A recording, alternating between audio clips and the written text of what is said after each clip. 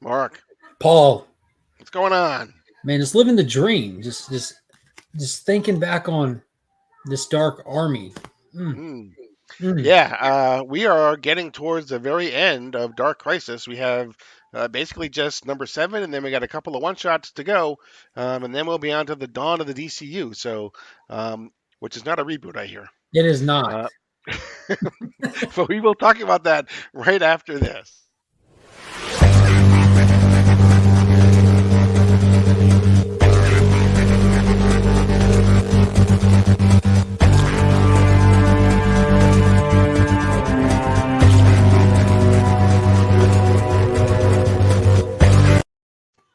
So, welcome back to episode number 21 Oh, of DC Comics Deep Dive, Dark Crisis, The Dark Army.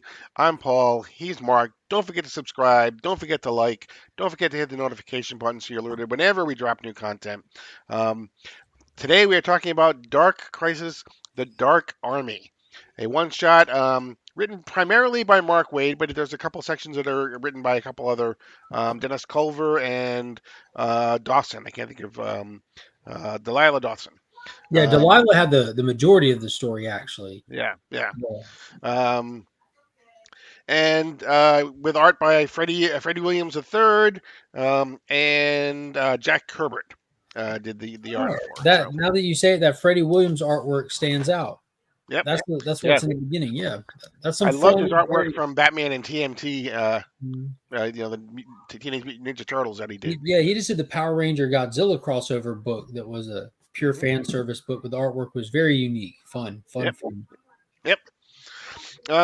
So this one basically starts kind of in the middle of issue number six, I believe. It's not quite to the end because Justice League isn't back yet. Yeah, But we're in the one, two, middle. Yeah, we're in the yeah, middle of that big battle that we just saw taking place in issue number 6. We saw how it kind of played out to a certain point, but this is in the middle of all that where we see Damien. We're kind of following him. He's our primary focus of this story, and he sees how hopeless this looks and thinks that there's got to be another way. And he touches base with John, the Super Sons. So you get an awesome moment with them, and he devises a plan that he's got an idea. He needs to go do something, and John says, "I can't leave these people. I'm needed here.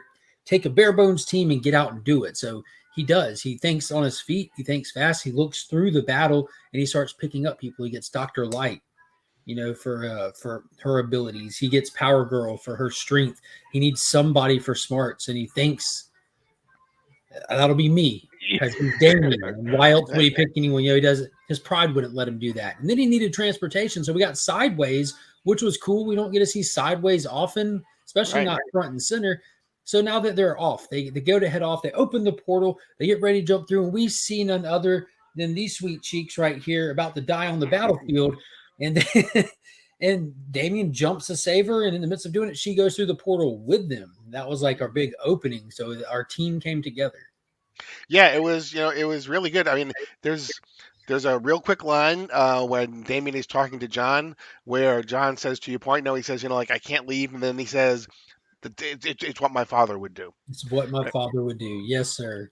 Right?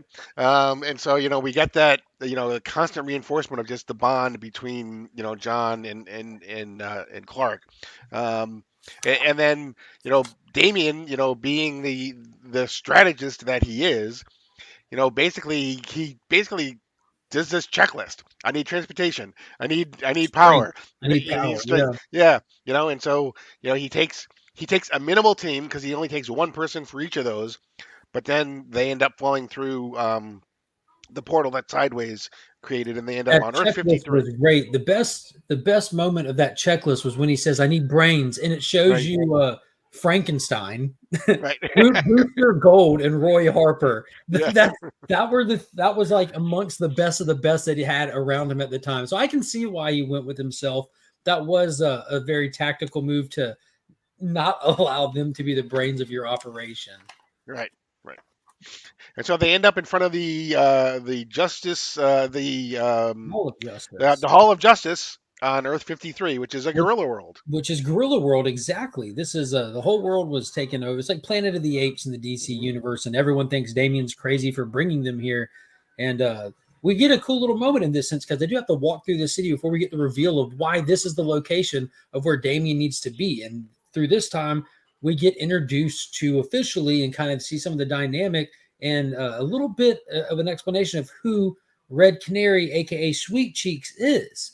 And it's actually pretty cool. She has no abilities. She just saw that there is an opening. There's a hole from where Black Canary has been gone since Justice League 75, presumed dead.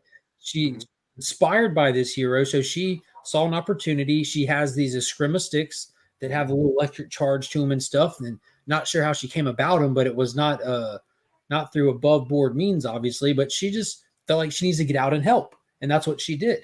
And of course, you have everyone that's like, "That's pretty cool," blah blah blah. But Damian just chastising her. You're not a real hero. You're nobody. And you get, of course, everyone else kind of like, "Is Damian always like this?" Or like, yeah, he is. It was a cool dynamic to see how this team came together. I love hodgepodge teams.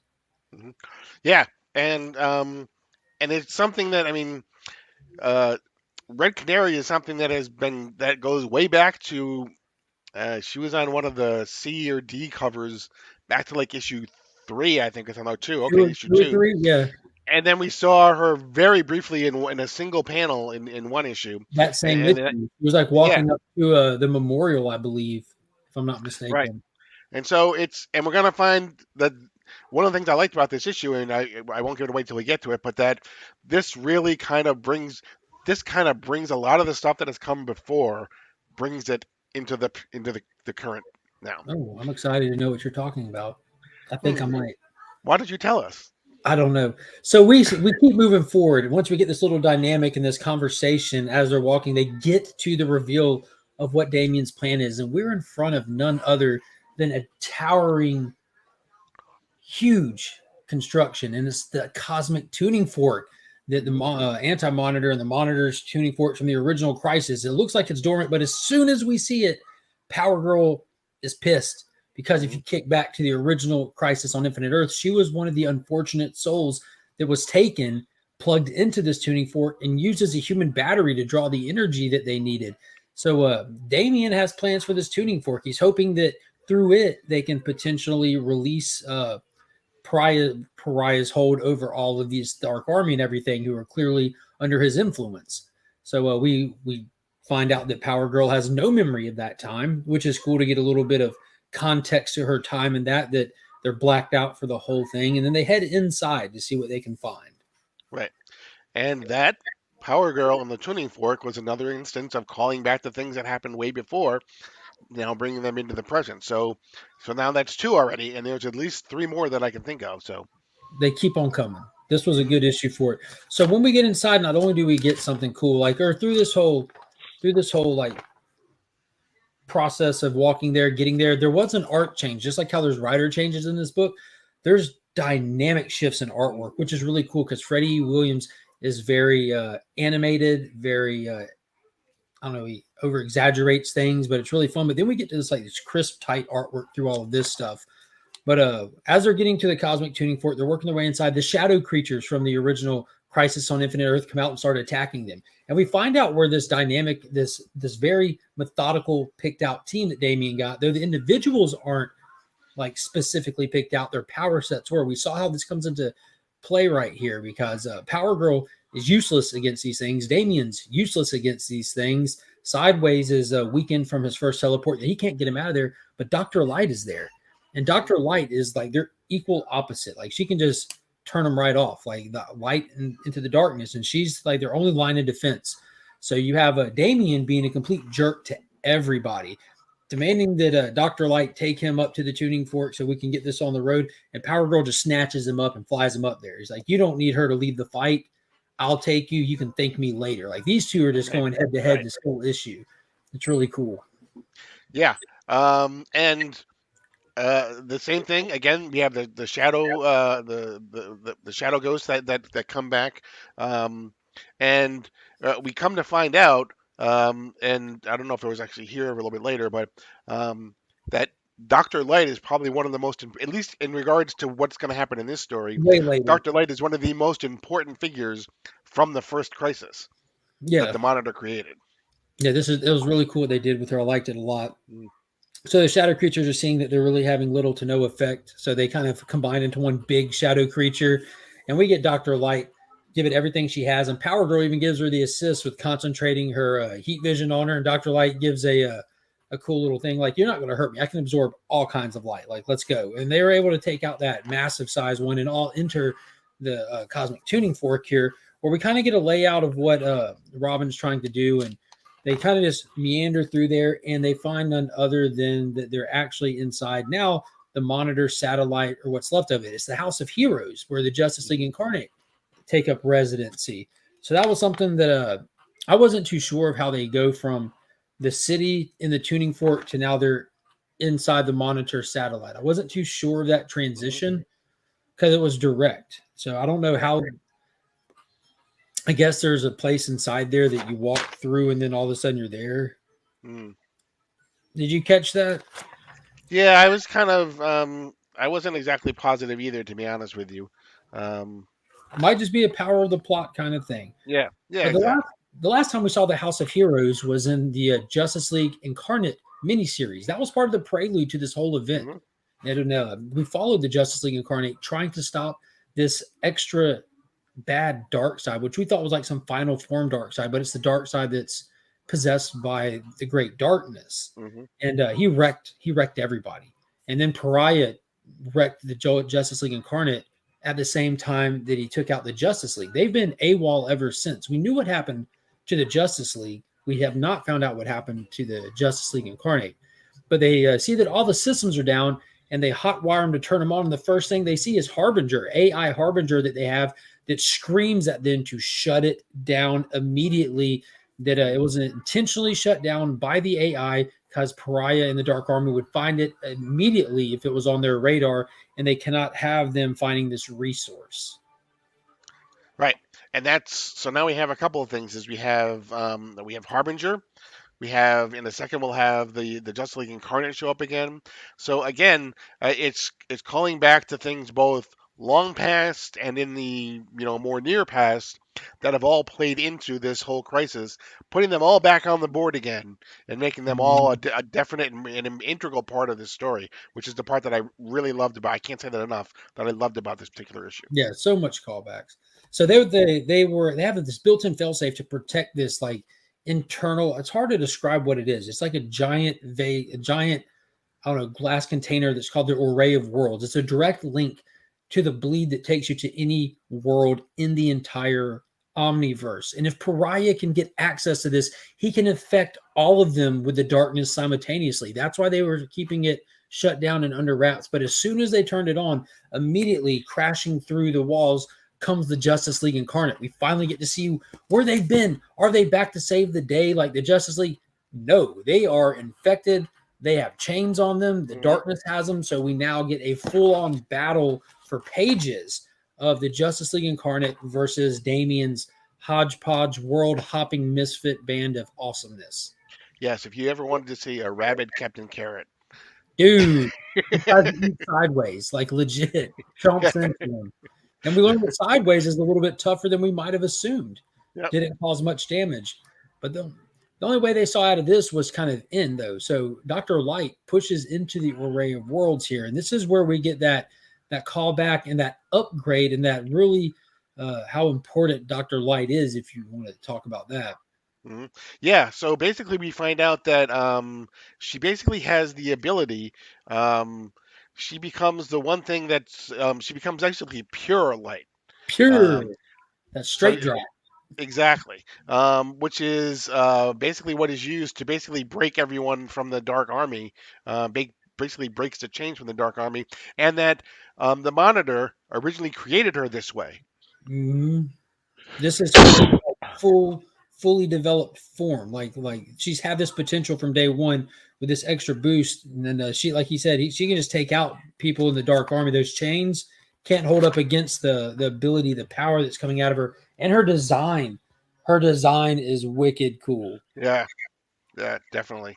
Yep. It's like the same suit, but minus the dark spots and with that cool light mask on. I'd say that almost like a Sauron type mask type thing. It's really cool. But she comes in, starts breaking chains left and right.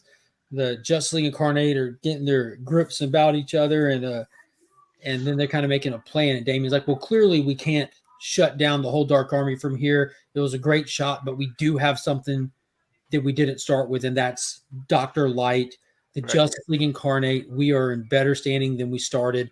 Let's get back to the fight. Right.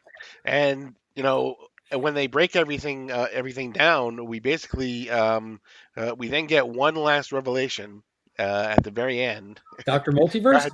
Go ahead. Dr.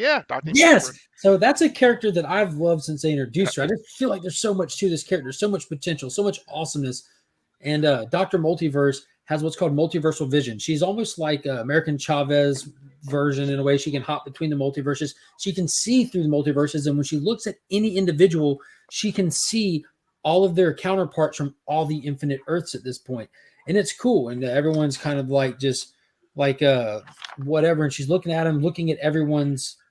Right. And she can not only see every version, but she can tell just by looking at a particular version what reality that one is from. Yeah, what as Earth well. it's from. Yeah. So she looks at all of them, Power Girl, and she sees all these cool versions, Red Canary, Dr. Light, Sideways, and then she gets to Damien and says, And she says, he said, what? She says, you have a uniquely consistent path. And what we see, like where you see all these other images associated with all these other characters, you see Damien's are just kind of very compact and they come down to exactly what we've been looking at in Batman versus Robin right now.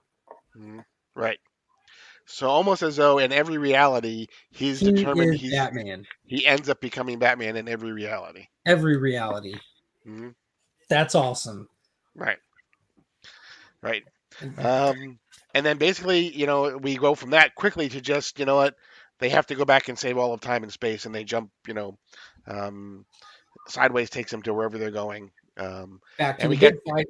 Yeah, exactly. And it says that it'll be continued in Dark Crisis Warzone and Dark Crisis on Infinite Earths number 7, while Damien's will continue in Batman versus Robin. So there is really only there's Dark Crisis Warzone, there's Dark Crisis The Big Bang, and there's Dark Crisis number 7 are really the only 3 issues that are left in all of this. So we are definitely getting down to the very end. And again, I'll say it again. My favorite thing about this issue was how it brought all of these different things from the first Crisis, from Justice League Incarnate that Joshua Williamson had done, brought it bringing them all together, putting them on the table, and setting them and pushing them into the very end of Dark Crisis. Yeah, they've been crushing it.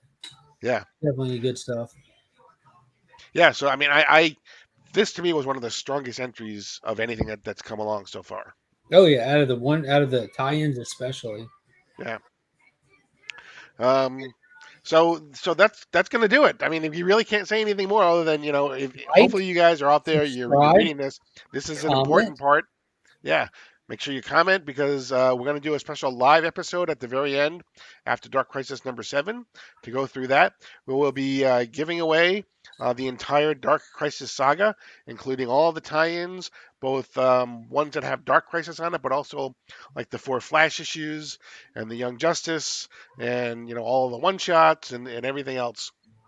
It'll all be part of it, so you could win a massive, and I mean a massive, stack of comic books at the end. So, but that's going to do it for this particular.